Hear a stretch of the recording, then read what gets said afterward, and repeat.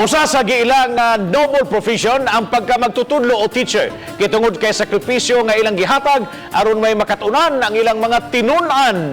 Sama ni usa ka teacher nga tungod sa iyang dedikasyon na nagipisi finalist sa prestiyosong Most Dedicated Teacher Award.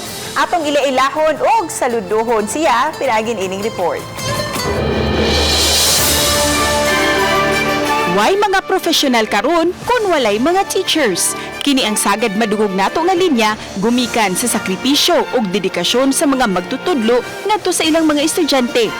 Sama sa 25 anyos nga si John Nico Cuyoca nga usa ka senior high school teacher sa University of San Jose, Recoletos. Sa iyang pagkamaestro, wa siya laing tumong kundili ang pag-empower sa mga kabatanunan.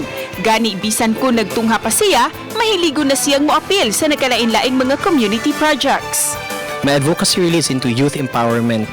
So that's why my activities involve voters education, giving free tutorials to students, and we even have this one project Washed Up Kanasuan in Karkar, when we really need to cross some river there, and Saturdays and Sundays we go there to teach kids.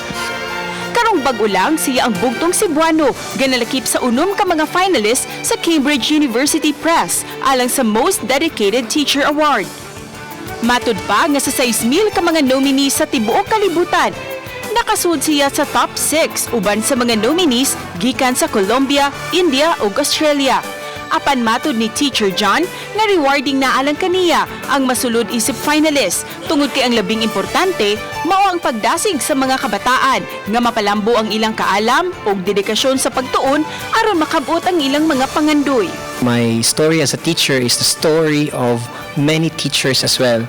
So my story is their story, and mo na nga I am very happy to be given this platform for storytelling. Ni Lian Sinkulan ug Cleofer Lumayag, Cecil Kibod Castro, Balitang Bisdak.